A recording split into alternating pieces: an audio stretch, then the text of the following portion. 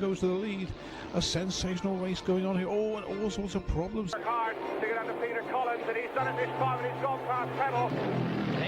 Oh my goodness me! Well, I was Inside. It's terrible for Mitchell. It's gone down. So too it's Wasserman.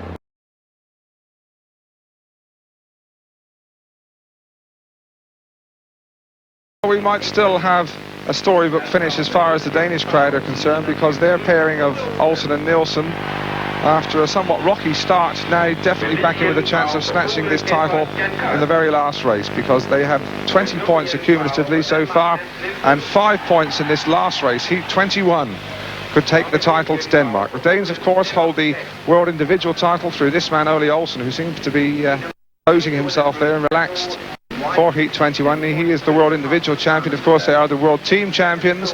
They have the European under-21 champion. This is one title they don't hold. It would really complete a remarkable clean sweep for them if they could snatch this title in the last gasp. But they have the Poles to contend with, and indeed the Poles are themselves in with a chance of winning this title, because 5 points, maximum points from Poland, they have 19 so far, would put them up level with England.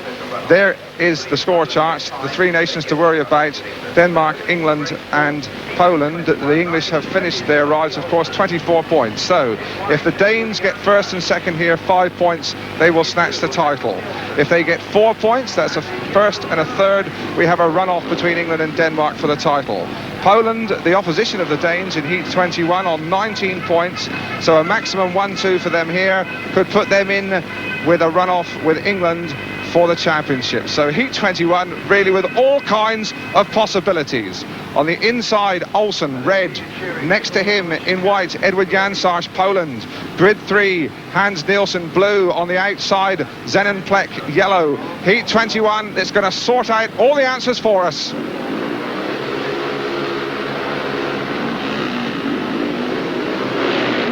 Away they go, and it's Jansarz in between the two Danes. Olsen leads it going wide. Olsen leads it. Nielsen's come through on the inside. The Danes are 1 and 2, and now Jansarz, who really made a bit of a hash of those first two corners, must really try to burst apart. He's got to try and split them up.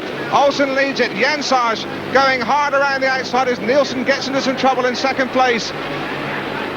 So now the battle really is joined, as now Jansarz has gone by Nielsen as Olsen looks for him. They're switching and dipping and team riding, and it's tremendous speedway. Just look at Olsen trying to slow up Jansarz. He's done it. It's brilliant stuff. Again, Olsen is aware of Jansarz. He's taken it right out wide. That is the corner that could sort it out for the Danes. Olsen has ridden absolutely magnificently. He has team ridden his partner home, although Jansarz is not finished. Here he comes again. And it's so close on the line there, Jansarz. Olsen has won it. Was Nielsen second, or did Jansarz get up? It's a blanket finish, and the judge will have to sort that one out. Well, what a finish. We wait for the decision. Olsen certainly won it. The Danes have done it.